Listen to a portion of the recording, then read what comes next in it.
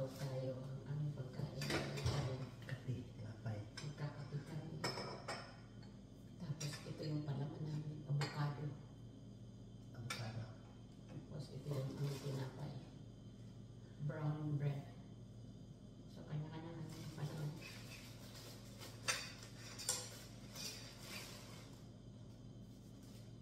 Ito, healthy kasi ito. Pag ito. And after this, ready to work na ako. Lagyan pa natin. Lalagyan pa. Tinapay. So una, ganito. Maglalagay tayo ng avocado sa ating tinapay. Yan. I-spread lang natin yung avocado. Ito guys. Yan. Lagyan mo ng avocado yung bread mo.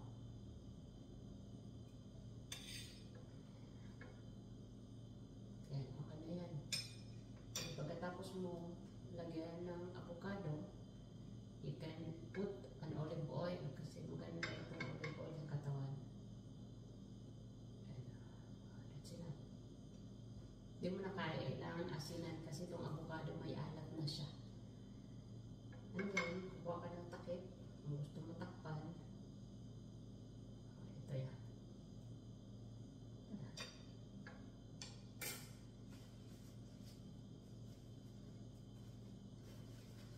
Tulog pa yung alaga kung matanda, kaya kanin muna. Huwag mo lang yan ako. Kasi hindi ko makontrol. Tama. Galak niya. Takpan mo. Ayan. So ito na yung aming tapos ito yung aming kape. Baso talaga yung nagamit namin kasi kulang sa amin ang kasa.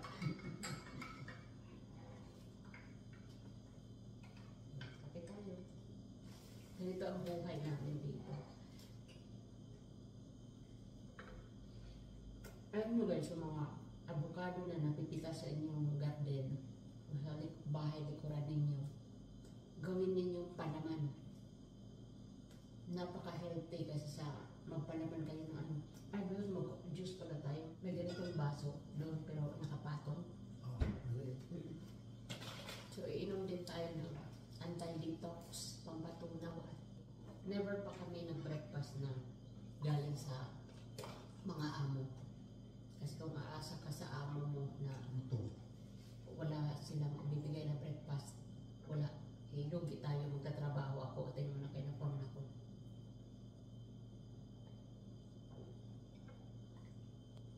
So, anti-detox muna bago kape. Sin sugar ito, ayun ang nakalagay, sin sugar. Masarap siya inumin para panghugas ng ating katawan. Tulog pa yung aming matanda. Alam mo, hindi ako nakatulog ng maayos kagabi kasi tumawag yung pinsan ko. Yung kunikwento ko sa inyo na pinsan ko na si Mirna, yung sinundo ko sa bus noon at saka hinatid ko ulit doon sa may Kuko Tours.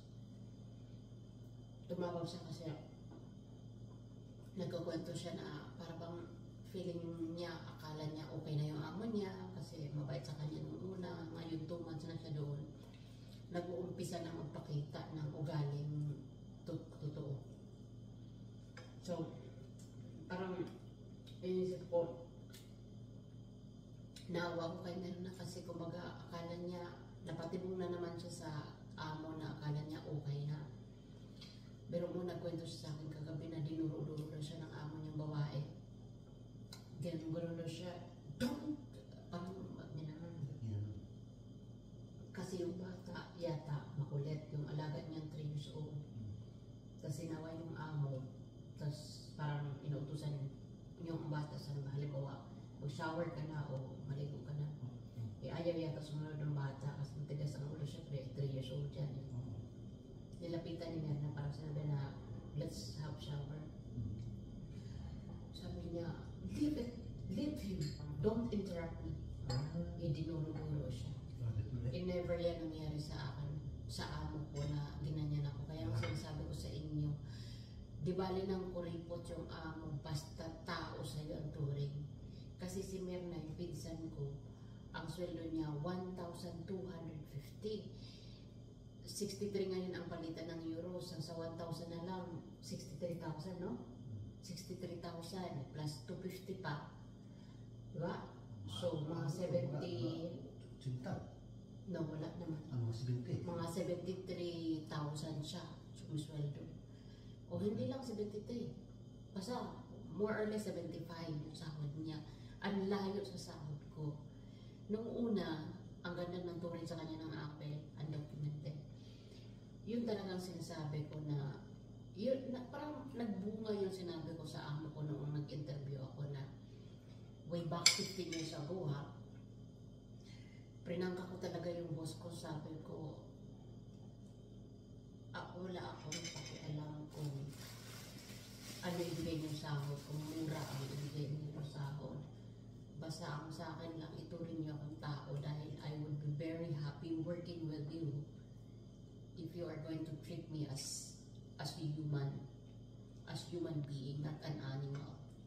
Tinandaan niyo ng amo ko, until now, okay naman. Na si Merna dati kasama sa pagkain, ngayon hindi na siya nakasama sa lamesa. Hindi sa kasama. Hindi na. Hindi na. Buti na nagamit. Dati kasalo siya sa amo pag kumain sila, ngayon nag-iba. Bago talaga. So, hindi ko talaga masasabi ang mga lifetime yung ugali nila forever. Kaya dapat talaga kampante tayo na anytime, kahit 30 years ka nang nandyan sa kanila, pwede magbago ang ugali ng amo. Kasi, pero ito yung mga pinsan ko, matagal na sila sa company. Mga plumber sila kasi nag-aral talaga sila dito ng vocational course as plumber. Nung kinasal yung pinsan kong lalaki sa Cebu, umuwi silang lahat. Pero nagpaalam sila sa company. Alam niyo, pinapirma sila noong kanilang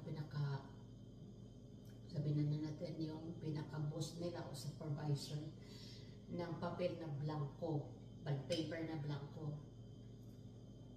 Pagdating nila galing Pinas, report na sila sa trabaho dahil mga excited na sila mag-report. Nakasulat na dito sa papel na blanco na pinirmahan nila na I am voluntarily resigning. See? Pero hindi ang puti ang hindi Espanyol yung boss nila, parang iba rin niya ng lahi. So, lahat talaga ng trabaho, kung hindi mo gagamitan ng utak mo, wala talaga. Another case, yung kaibigan mo namin dito, may auntie dito na matagal na dito, 30 plus years. Namatay na lang siya sa home for residence. Tapos, biro mo, kasi hiwalay siya sa asawa, nagkaroon siya ng 2 anak na lalaki, pero doon at na sa puti yung tsura ng mga bata. Alam mo, 30 years mahigit sa trabaho. Ganun din ang nangyari, parang pumirma din sa papel na walang laman. Pag dating nung binasahan na siya, nagkalaman na ang pagkasabi na doon ay yung kung when I retire, kung aalis ako dito sa inyo, parang wala akong hinahabol sa inyo ng mga separation fee, mga ganon. 30 plus years sa kanila nagtrabaho, to be exact, like 35 years. Kung walang aral yung taong yun, walang mataas na pinag-aralan, binabasa siguro ng amo na kaya natin ito utu-utuin. Pinapirma nila ng blanco na papel na supposed to be may matatanggap yun na separation fee kasi 30 plus years na trabaho. Alam mo, nakakaawa yung kwento kasi nakasakay ko siya sa MRT.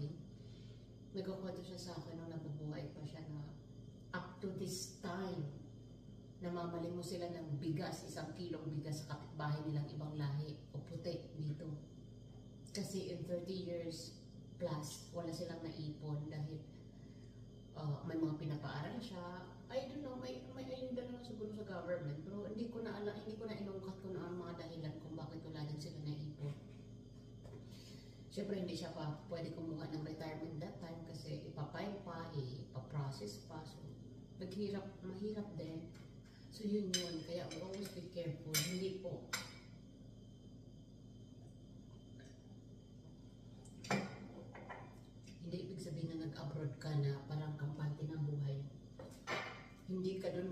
sa unang episode ng buhay mo na okay na, nakuha ko na yung ugali ng amo ko, kampante na sila sa akin, pagtitiwalaan na ako nyo.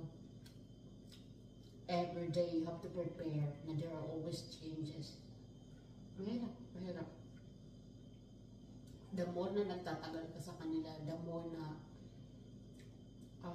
nagkakaroon kayo ng pagkakakilanlan ulit.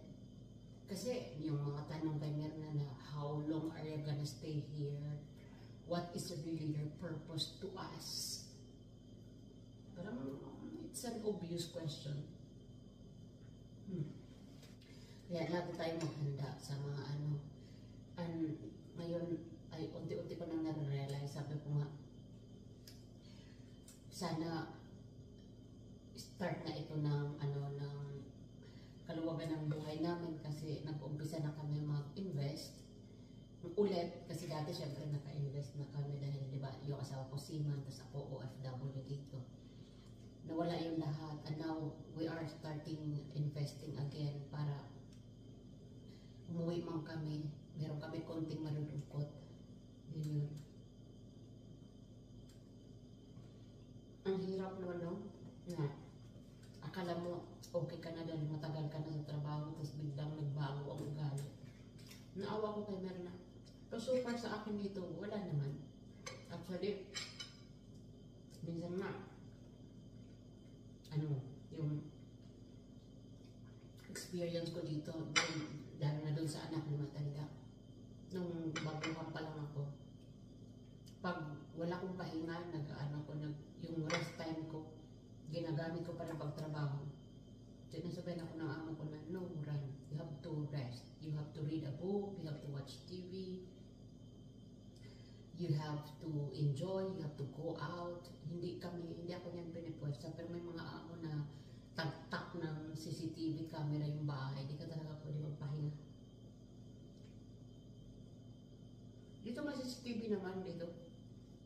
Pero Hindi mo lalo dito. actually kung naman hindi naman ayaw din na matanda na magtrabaho ka. Ang importante sa kanya, bantayan dyan yung huwag kang aalis.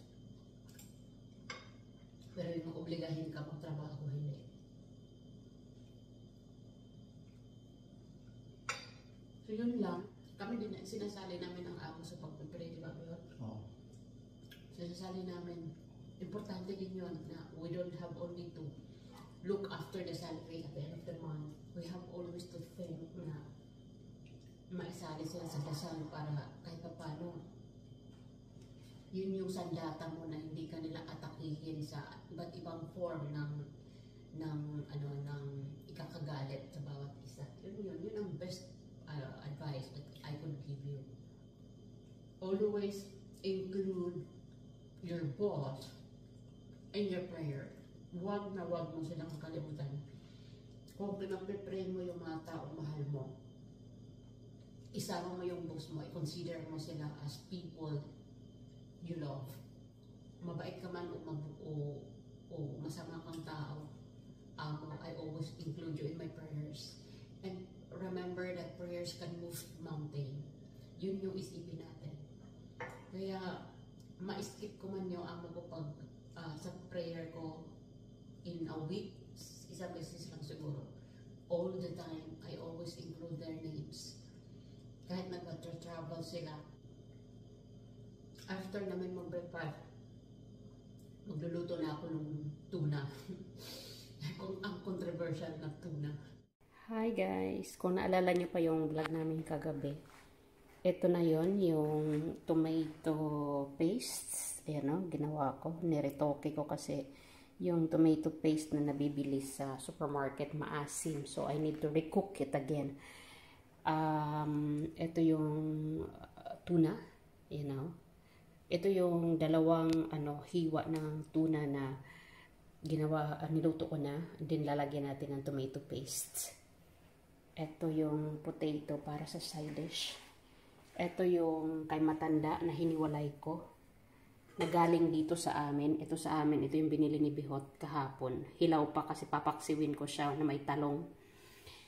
So, dito namin, itong kay matanda, dito ko kinuha sa binili ni Bihot. Kasi nga, sabi nga kasi ng amo ko na kulang daw ito sa kanila kung kukuhaan ko. Ang gusto ko sana mangyari, ayan yung kukunin ko. Isang ano lang, di ba? Isang hiwa lang ng ganyan.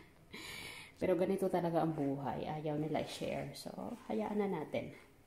Kaya we bought our own ulam. Anyway, thank you. Yan lang, na-share ko lang para transparent lang tayo. Ito na guys, natapos na natin yung atun or tuna with tomato paste. At ito na yung sa amin, pinaksiw ko na may talong. And then, ito yung gata pala dito sa Spain. Ayan o. So, ready-made na siya sa lata. Coconut milk. So, yan pong ginamit natin. Made in Thailand. So, itong paksiw para sa amin. Ito yung para sa mga amo. At ito na yung kay Old sa aking alaga. Isang pirasong isda. Tapos ito yung tomato paste. May sobra. So, ibabalik natin yan sa amo. Ito na siya. Lalagyan pa to ng perihil sa ibabaw para mas ano siya, mas may decoration. Kita ninyo yung result. Ito na siya. Tuna with tomato paste and perihil. Yung green na yan is perihil. So, yun lang. Ihahatid na namin tong kaldero doon. Dahil kakain sila. Anong oras dito is 12:18. 2:30 sila kakain. Pero kailangan namin itong maihatid doon kasi mamaya busy din ako. Magpapakain ako sa aking alaga. Anyway, maraming salamat sa pagsama niyo sa breakfast namin. Bye for now. And sana subaybayan niyo kami lagi ang aming Bigot serie. Ang bida dito ay si Bigot.